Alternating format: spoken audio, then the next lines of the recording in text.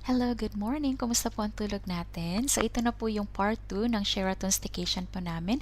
And then, kung napanood niyo po yung previous video ko po, pinakita ko po sa inyo yung night view from our hotel room. And then today, ipapakita ko po sa inyo ang day view. Ayan, kaso nga lang, ang sama ng panahon.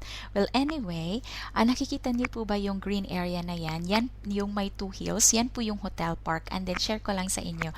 Nung first year namin dito sa Doha, sa West Bay kami nakatira. Tapos, yung tinitirahan namin is 5 to 10 minutes away lang siya sa hotel park on foot.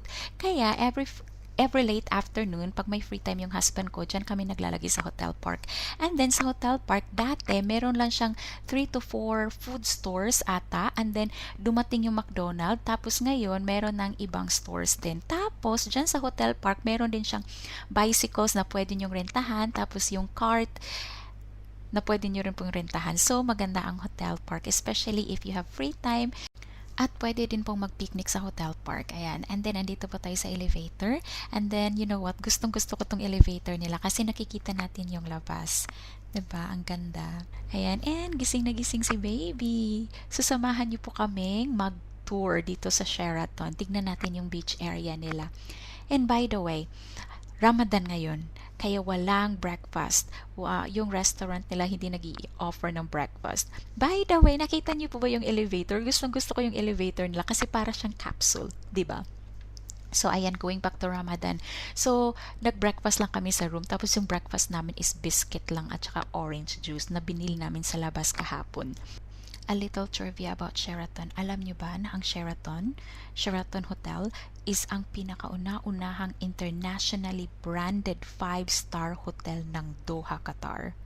It was built in 1982.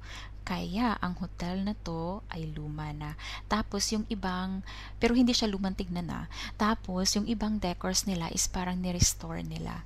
'Di ba? So, ang dami na sigurong stories na pinagdaanan ng hotel na to. But then, tignan nyo naman, hindi siya luma tignan. At ang ganda ng hotel. Halik kayo, samahan nyo akong mag-walk talaga dito sa red carpet. Gustong gusto ko tong red carpet na to.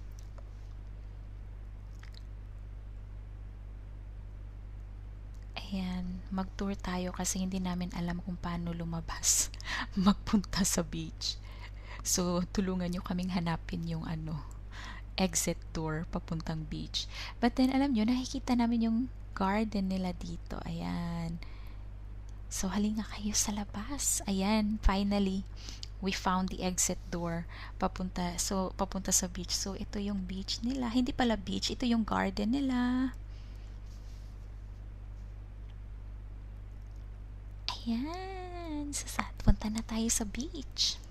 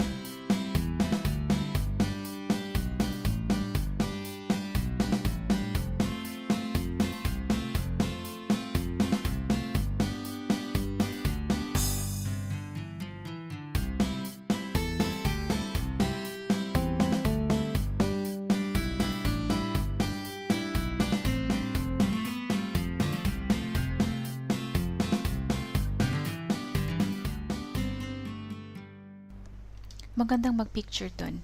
Puntahan natin yan mamaya. But for now, tignan muna natin yung paligid-ligid.